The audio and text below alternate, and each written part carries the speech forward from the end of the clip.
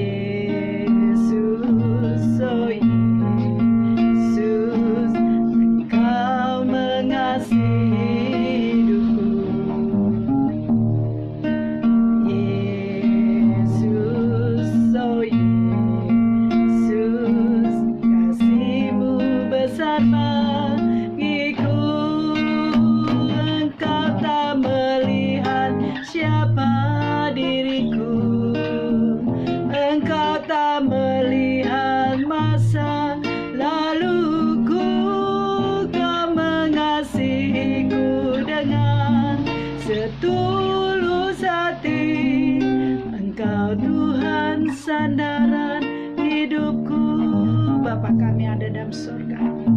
Kami mengucapkan terima kasih, kami boleh ada itu karena kasih Tuhan yang selalu menjaga dan melindungi kami. Sebentar hamba-Mu akan menyampaikan firman Tuhan, tutup bungkus hamba-Mu dengan kuasa-Mu Tuhan, kuasa Roh Kudus-Mu. Pakai setiap perkataan yang keluar dari mulut hamba-Mu ini ya Tuhan, sehingga firman ini tidak terbuang dengan percuma, tetapi biarlah firman ini menjadi kekuatan bagi kehidupan kami. Terima kasih Bapa, terima kasih Yesus. Di dalam nama Tuhan Yesus Kristus, Allah Bapa kami yang hidup dan Roh Kudus. Amin. Saya akan membagikan firman Tuhan di kitab Amsal 14 ayat 26 sampai 27. Saya bacakan.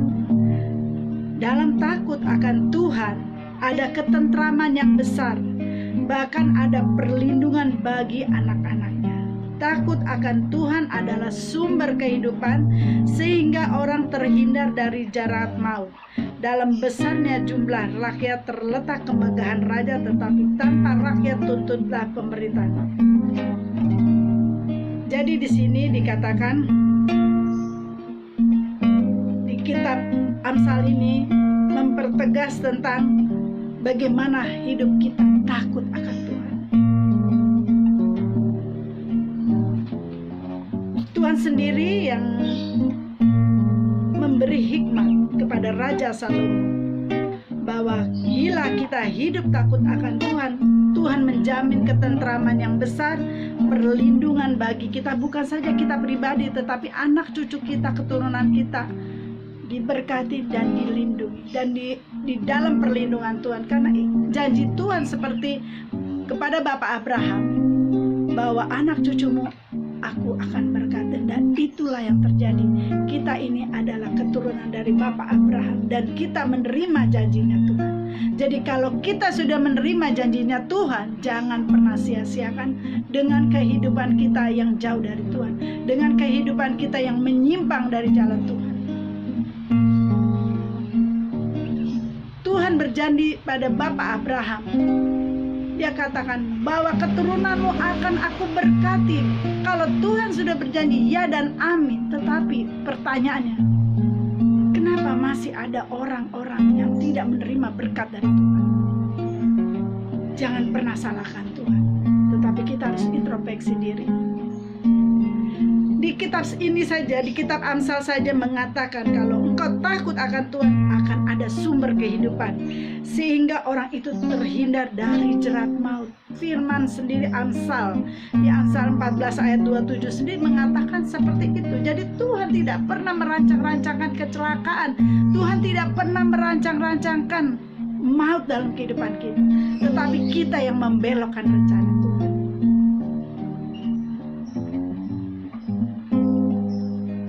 Pernahkah kita terpikir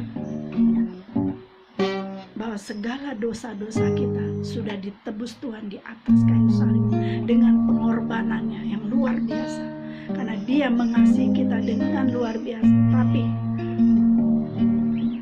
kita menyia-nyiakan pengorbanan yang Tuhan berikan hanya karena apa? Kecewa, putus asa, bimbang, keras hati. Saudara-saudara, Tuhan tidak meminta hartamu, Tuhan tidak meminta hal yang aneh-aneh. Tuhan hanya meminta hatimu untuk Tuhan.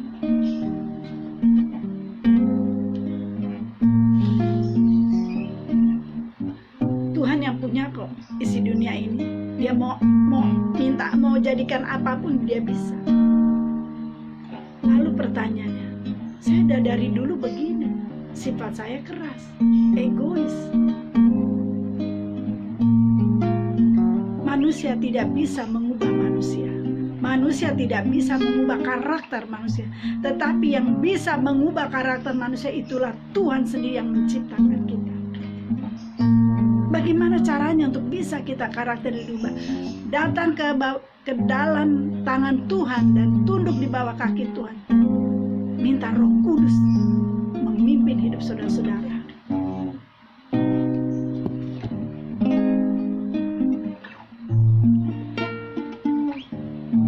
Hidup ini memang pahit untuk kita jalan. Hidup ini memang sakit. Kalau anak rohani saya bilang, Bunda sih nggak ngalami, siapa pun tidak pernah ngalami. Saya pernah mengalami. Tetapi kembali lagi, mau nggak kita diproses Tuhan?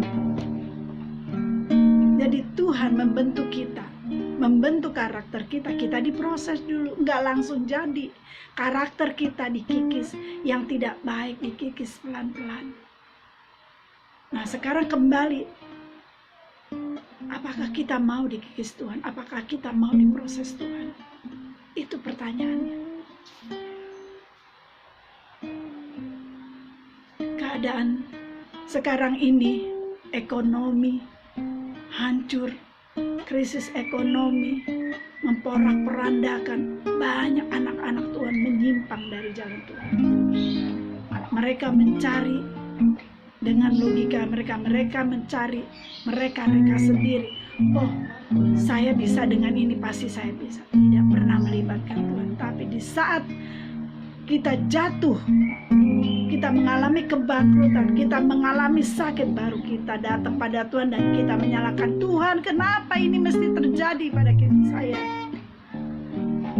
Tapi saat Tuhan ingatkan kita, kita lari dari Dia. Mari saudara-saudara, respon panggilan Tuhan, respon teguran Tuhan. Tuhan mengatakan di firman Amsal tadi, bila engkau hidup dalam kebenaran Tuhan, bila engkau hidup di dalam Tuhan, anak cucumu pun akan diberkati, ada dalam perlindungan Tuhan. Jadi saudara-saudara, jangan takut lagi untuk engkau keluar rumah. Jangan lagi engkau takut dengan, oh nanti saya kena penyakit corona. Oh nanti, itu doamu sendiri. Perkataanmu itu adalah doamu sendiri. Tetapi bila mana kita keluar, kita imani Mazmur 91 itu, kita pegang teguh, percaya perlindungan Tuhan ada di dalam hidup saudara bersama keluarga. Jangan perkatakan yang buruk, tapi perkataan Tuhan, aku percaya, aku ada di dalam perlindungan-Mu, keluargaku ada dalam perlindungan. Tuhan kirim malaikat untuk melindungi saudara. Mari saudara,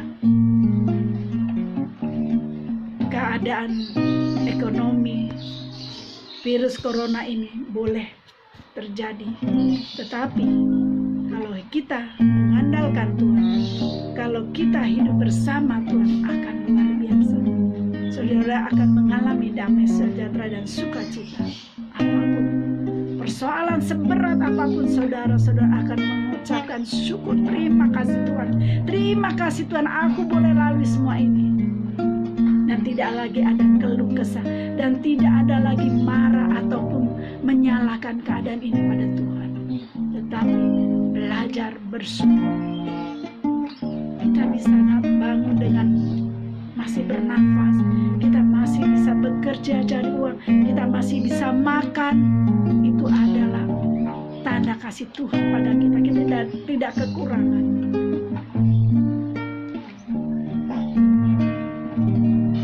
Demikian firman Tuhan yang saya bisa sampaikan. Tuhan mengasihimu dengan luar biasa. Dia tidak ingin kita jatuh dalam dosa. Dia tidak ingin kita tertinggal. Banyak sudah saya mendengarkan khotbah-khotbah hamba-hamba Tuhan tentang kedatangan Tuhan kedua kali, tentang pengangkatan. Banyak hal diingatkan, dan banyak juga anak-anak rohani saya yang bermimpi tentang kedatangan Tuhan. Mari saudara, kita responi semua peneguhan-peneguhan itu. Jangan terlena dengan keadaan dunia. Ayo bangkit mencari perkenanan Tuhan. Demikian firman Tuhan yang saya bisa sampaikan. Biarlah menjadi kekuatan bagi saudara-saudara untuk tetap terus mengasihi Tuhan. Mari tundukkan kepala, kita berdoa. Bapa kami yang ada di dalam surga, Hamba-Mu sudah menyampaikan firman Tuhan. Kami percaya Tuhan, Hamba-Mu percaya Tuhan, kuasa Roh Kudus bekerja di dalam setiap hati orang-orang yang mendengarkan firman saat ini Tuhan.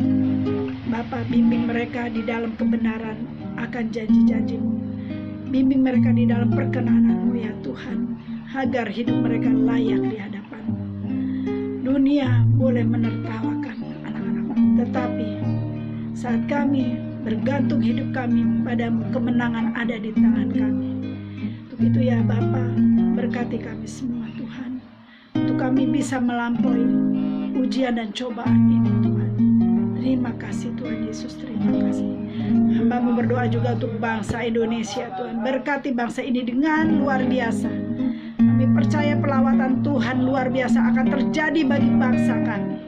Terima kasih Bapa, di dalam nama Tuhan Yesus Kristus, Allah Bapa kami yang hidup dan Roh Kudus. Mari angkat tangan dan terimalah berkat dari Tuhan. Tuhan memberkati engkau dan melindungi engkau. Tuhan menyinari engkau dengan wajah-Nya dan memberi engkau kasih karunia. Tuhan menghadapkan wajah-Nya kepadamu dan memberi engkau damai sejahtera. Terimalah berkat dari Allah Bapa, cinta kasih Tuhan Yesus Kristus, penyertaan Roh Kudus dari hari ini sampai selama-lamanya. Di dalam nama Tuhan Yesus Kristus, mari kita yang percaya katakan amin. Jangan lupa subscribe. Tuhan berkati.